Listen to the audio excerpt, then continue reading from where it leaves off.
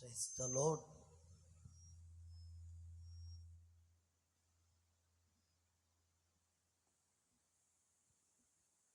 SQL గారు వంటలు అంటా ఉన్నాడు, ఆయన అర్థం కాదు.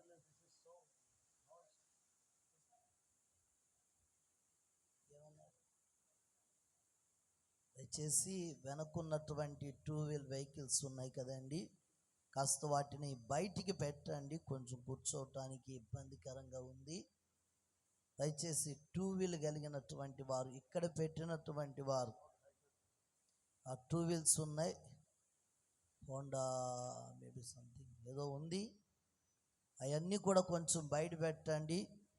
కూర్చోవటానికి కాస్త ఇబ్బందికరంగా ఉంటూ ఉంది, దయచేసి గమనించాలి.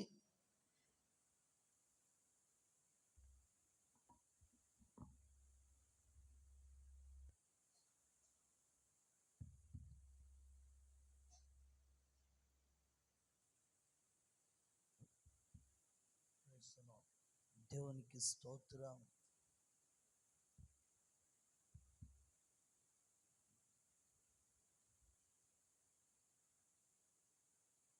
యేసు రక్షయుడ కొంబు.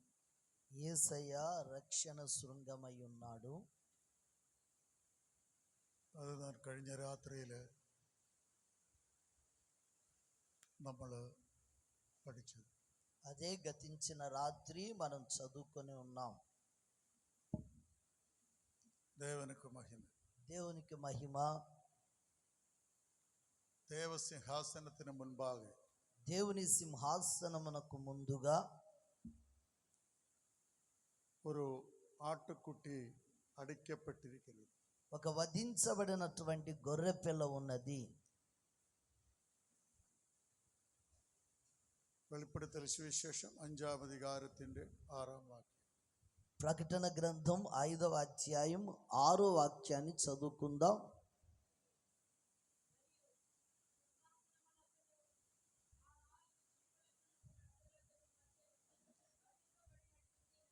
గొర్రెపిల్ల నిలిచి ఉండుట చూచితిని. మొదలు పడికే మరలా మొదటి నుంచి చదువమ్మా మైకులో తల్లి. మరియు సింహాసనమునకును ఆ 4 జీవులకును పెద్దలకును మధ్యను వధింపబడినట్లుండిన గొర్రెపిల్ల నిలిచి ఉండుట చూచితిని. ఆ గొర్రెపిల్లకు 7 కొమ్ములను 7 కన్నులను ఉండెను. ఆ కన్నులు భూమి అందంతటికి పంపబడిన దేవుని 7 ఆత్మలు. దేవసింహాసనത്തിന് മുൻപാകെ, దేవుని సింహాసనమునకు ఎదుట ഒരു അടിക്കപ്പെട്ട ആട്ടിൻകുട്ടി, ఒక వధించబడినటువంటి గొర్రె పిల్ల. దేవునికి మహిమ. దేవునికి మహిమ. കാൽവാരി സിലുവയിൽ മാനവജാതിയുടെ പാപത്തുക്കായി അടിക്കപ്പെട്ട നമ്മ കർത്തരായ യേശു, కల్వారి సిలువలో మానవుని యొక్క జాతి కొరకే, మానవ జాతి కొరకే వధించబడినటువంటి మన ప్రభువైన క్రీస్తు, അവൻ മരിച്ച് അടക്കപ്പെട്ട് ഉയർത്തെഴുമ്പി, ఆయన మరణించి సమాధి చేయబడి తిరిగి లేచి സ്വർഗത്തിലേക്കും സ്വർഗാദി സ്വർഗത്തിലേക്കും അവൻ എടുക്കപ്പെട്ടാർ. ఆయన పరలోకములోనికి స్వర్గాది స్వర్గమునకు ఆయన వెళ్ళి ఉన్నాడు. స్వర్గాది స్వర్గం എന്ന് சொன்னா എങ്ക? స్వర్గాది స్వర్గము అని చెప్తే ఎక్కడది? அதுதான் சியோன். అదే సియోన్ అయి ఉంటూ ఉన్నది. అనేకరు సియోனை పற்றி என்ன நினைக்கிறதோ எனக்கு தெரியாது. అనేకులు సియోను గురించి ఏం తలంచుచూ యోచిస్తూ ఉన్నారో నాకు తెలియదు. కాలేలు ఎలుంబి పోయి అంగ పోయి కాఫీ కుడిచిట్టు తిరిపి వెరున్న ఇడం దాని సియోన్ అని నిனைச்சிட்டே ఇరిക്കുന്ന நிறைய பேர். పొదియాన్నే లేచి కాఫీ తాగి వచ్చినటువంటి స్థలమే సియోన్ అని కొంతమంది అనుకుంటున్నారు. కాలేలు పడకే నిలంబి ఉదయ కాలాన్నే మంచం మీద నుంచి లేచి సియోను పోయి కాఫీ కుడిచిట్టు వన్నాச்சு. సియోనుకు పోయి కాఫీ తాగి వచ్చారు. అమ్మ நிறைய பேருங்கள் அப்படிதான் సియోனை పற்றி యోచించిட்டு. మనలో ఉన్న అనేక మంది ఆ విధంగానే సియోను గురించి ఆలోచిస్తూ ఉన్నాం. இன்னைக்கு நான் సియోனை పற்றி இங்க சொல்ல விருப்பப்பட்டால் மத்த நம்ம விஷயம் முன்னோட்டு போகாது. ఈ దినాన్న నేను సియోను గురించి చెప్పడానికి ఇష్టపడినట్లయితే మనం నేర్చుకుంటున్న కార్యం ముందుకు సాగదు.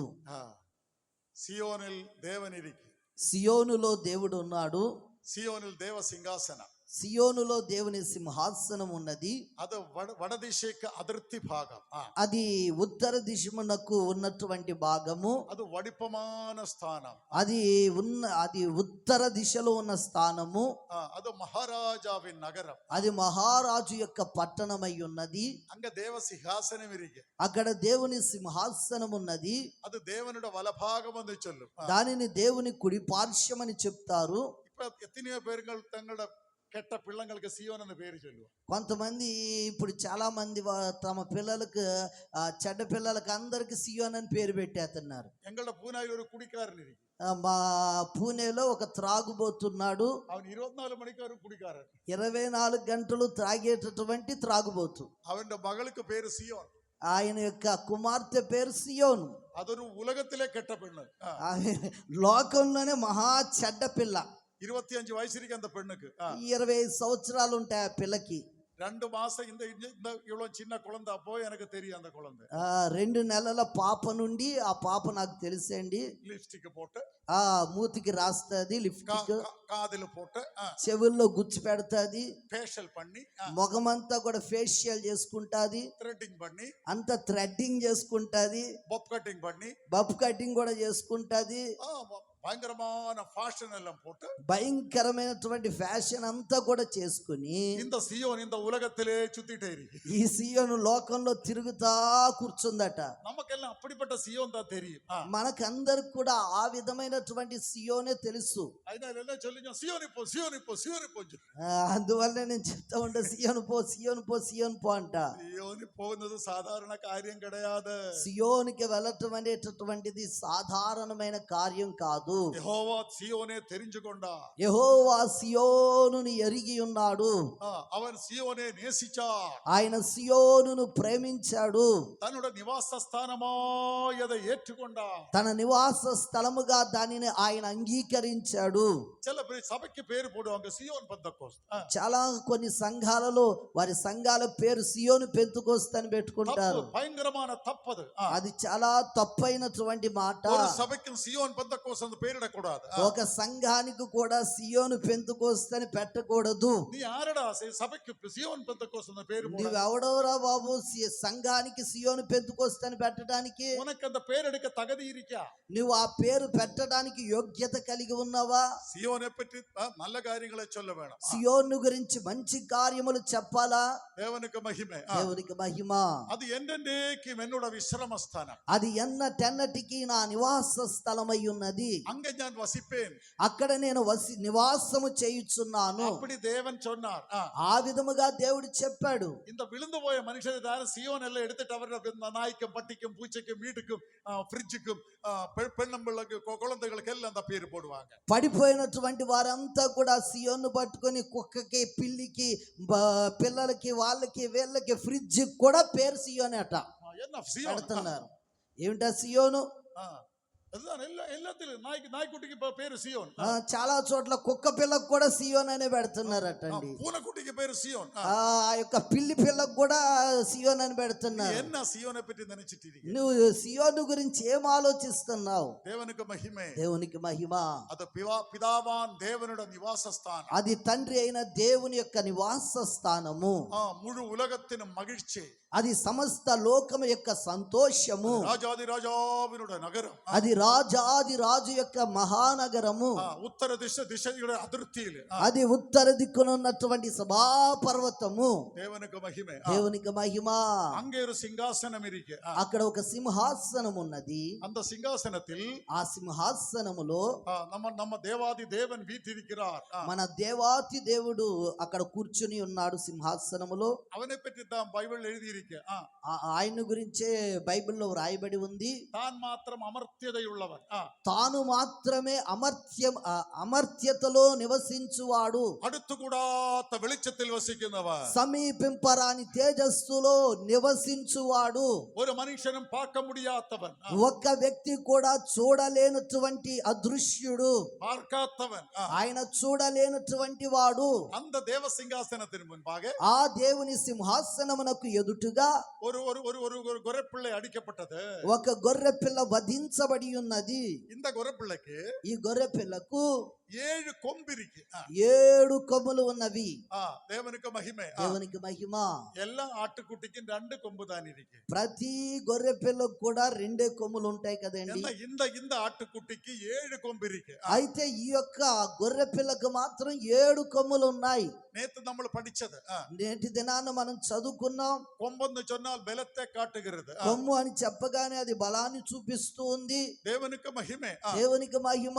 அப்ப 7 கொம்புன்னு சொன்னால் ఆ విధముగా 7 కొమ్ములని చెప్తే அது பலத்தினுட பரிபூர்ணம். అది బలము యొక్క సంపూర్ణత అయి ఉన్నది. 7 అన్న చెప్తుంది పరిపూర్ణత కాட்டுகிறது. 7 అని చెప్పగానే అది పరిపూర్ణతను చూపుచూ ఉన్నది. 6 అని చెప్తుంది కష్టத்தை కాட்டுகிறது. 6 అని చెప్పగానే అది కష్టములను చూపుచున్నది. దేవునికి మహిమే. దేవునికి మహిమ. అది దూతర్களின் సంఖ్యயை కాட்டுகிறது. అది దూతల యొక్క సంఖ్యను చూపెడుచూ ఉన్నది. ஒன்று ஏக சத்திய தெய்வம். ఒకటి ఏక సత్య దైవమై ఉన్నారు. எல்லா సంఖ్య ஒரு விதமான அர்த்தங்கள் இருக்கு. ఆ విధముగా ప్రతి సంఖ్యకు కూడా ఒక అర్థం ఉంటూ ఉన్నది. 3 சொன்னால் త్రిత్వ தேவன். 3 అని చెప్పగానే త్రిత్వ దేవుడై ఉన్నాడు. దేవునికి మహిమే. దేవునికి మహిమ. ప్రియమానవరే, ప్రియమైన వారలారా, அப்ப இந்த தேவ சிங்காசனத்தின் முன்பாக ఆ దేవుని సింహాసనమునకు ఎదుటుగా இந்த గొర్రెపిల్ల అడిக்கப்பட்டது. ఈ గొర్రె పిల్ల వధించబడి ఉన్నది. அந்த அடிக்கப்பட்ட గొర్రెపిల్లకి ఆ యొక్క వధించబడిన గొర్రె పిల్లకు அவன் அடிக்கப்பட்டதினால் ఆయన వధించబడుట వలన என்ன கிடைச்சது? ఏం దొరికింది? సియోనిలో వల్లమ கிடைச்சது. సియోనులో ఉన్నటువంటి బలము దొరికింది. సియోన్ వల్లమకి என்ன విశేషం? సియోను శక్తికి ఏమిటి విశేషం? అది శక్తిயின் పరిపూర్ణத்தை காட்டுகிறது. అది శక్తి యొక్క పరిపూర్ణతను చూపెడుచూ ఉన్నది. సంపూర్ణమైన సంతోషం. అది సంపూర్ణమైన సంతోషం. அதுதான் பேரின்பம் என்று சொல்லுന്നത്. దానినే పేరిன்பము అంటారంటే పేరు గొప్ప చేయబడుట. సంతోషத்தின் పరిపూర్ణం. సంతోషం యొక్క పరిపూర్ణత. సమాధానத்தின் పరిపూర్ణం. సమాధానం యొక్క సంపూర్ణత. దేవునికి మహిమే. దేవునికి మహిమ. எங்களுடைய ஒரு பாஸ்டர் இறந்து போனது. మా యొక్క పాస్టర్ గారు ఒక ఆయన చనిపోయారు. 1976 జూలై మాసத்தில் 1976 సంవత్సరం జూలై నెలలో அவர் இறந்து போகும்போது ఆయన చనిపోయినప్పుడు ஒரு வாலிப எல்டர் பிரதர் கூப்பிட்டது. ఒక యవ్వనుడైనటువంటి ఎల్డర్ బ్రదర్ ని పిలిచారు. அந்த பிரதருக்கு పేరు தான் టీవీ థామస్. ఆ బ్రదర్ గారి పేరే టీవీ థామస్. அந்த வாலிபனை கூப்பிட்டுட்டு ఆ యవనస్తుని పిలిచి அந்த பையனோட கையை பிடிச்சது. ఆ యొక్క వ్యక్తి యొక్క చేతిని పట్టుకొని 3 தடவை அவனோடு சொன்னது. 3 సార్లు అతనితో చెప్పారు, సియోన్ ఇలకమిల్లాత నగరం. సియోను ఎన్నదగిన నగరము. సియోన్ ఇలకమిల్లాత ఇలగాత నగరం. పురిలే ఇలక కదల్చబడినటువంటి నగరం. ఇలగాత నగరం సియోన్. కదల్చబడని నగరము. நல்ல இலகாத்த நகரம். మంచి పడగొట్టనటువంటి కదల్చబడని నగరం. 3 தடவை அவரோடு சொல்லி 3 సార్లు అతనితో చెప్పి அதுக்கு பிறகு என்ன சொன்னது? ఆ తర్వాత ఏం చెప్పారు? இனிமேல் நீதான் இந்த சியோனை பற்றி பிரசங்கம் பண்ணணும். ఇక నుంచి నీవే ఈ సియోను గురించి ప్రసంగించాలి. அது சொல்லி அவர் இறந்து போனது. ఆ మాట చెప్పి ఆయన మరణించారు 1976 1976లో. సియోన్ ఇలగాత నగరం. సియోను కదల్చబడనటువంటి నగరము. సియోను ఉరుదియాన నిశ్చయం. సియోను బలము శక్తి కలిగిన నిశ్చయమై ఉన్నది. పర్వతங்கள் మారిపోகும். పర్వతాలు తొలగిపోతాయి. కుండలు నీంగిపోகும். మెట్టలు తత్తరిల్లిపోతాయి. సముద్రం అలయడిக்கும். సముద్రము ఘోషిస్తది. இந்த భూమి కీழ் మేల మరియం. ఈ భూమి అంతా కూడా పైకి కిందకి తిరుగుతూ ఉంటది. ఆకాశத்தின் వల్లమகள் ఇలగం. అదిగో ఆకాశములో ఉన్న శక్తులు రాలిపోతాయి. ఎన్నాల్ సియోన్ అడిస్థానముల నగరమై కాణపడు. ఇదిగో సమస్తము సియోను బలమైన నగరముగా కనబడుచు ఉన్నది. అది పునాది కలిగిన నగరముగా కనబడుచున్నది. అది ఎన్నటికీ కదల్చబడదు. ఈ సియోను యొక్క పునాది మీ హృదయములలో వేయబడాలి. లేదంటే ఆ కుక్కకి పిల్లికి పురికి ఆ సంఘానికి దీనికి సియోను పెట్టకూడదు. నీ హృదయములో ఆ సియోను దేవుని యొక్క పునాది వేయబడాలి. தேவனுக்கு மகிமை. దేవునికి మహిమ. பைபிள் எழுதப்பட்டிருக்கு. బైబిల్లో వ్రాయబడి ఉన్నది. தேவன் சியோனை பணிவார், தன்னுடைய மகிமையில் வெளிப்படுவார். ఆయన సియోనును కట్టి తన మహిమలో ప్రత్యక్షమగుతాడు అని. யார் இந்த சியோன்? ఎవరు ఈ సియోను? 144,000 பேர் அந்த சியோனில் நிற்கிறது. 144,000 మంది ఆ సియోనులో ఉన్నారు. அவருடைய தலைமையில் என்ன எழுதி இருக்கிறது? వారి నొసళ్ళ మీద ఏమి వ్రాయబడి ఉన్నది? பிதாவின் நாமம் எழுதி இருக்கிறது. తండ్రి యొక్క నామము వ్రాయబడి ఉన్నది. இந்த 144,000 பேர் 144,000 మందిలో அவர் பூமியில் பிதாக்களை போல ஜீவிச்சவர். వారు భూమి మీద తండ్రుల వలె జీవించిన వారు. தேவனுக்கு மகிமை. దేవునికి మహిమ. பூவில் பிதாக்களை போல் ஜீவிச்சோரெல்லாம் பொற்பரனே சோவோட. பூமியில் பிதாக்களை போல ஜீவிச்சவர் యేసువుడే ఆళివ செய்வார். భూమి మీద తండ్రుల వలె జీవించిన వారు యేసుతో కూడా పరిపాలన చేస్తారు. அவருடைய நெற்றி மேல் பிதாவின் நாமம் எழுதி இருக்கு. వారి నొసళ్ళ మీద తండ్రి నామము రాయబడి ఉన్నది. அவருடைய நெற்றி மேல் குஞ்ஞாடின் நாமம் எழுதி இருக்கு. వారి యొక్క నొసళ్ళ మీద ఆ గొర్రె పిల్ల నామము రాయబడి ఉన్నది. அவர் பூமியில் நின்று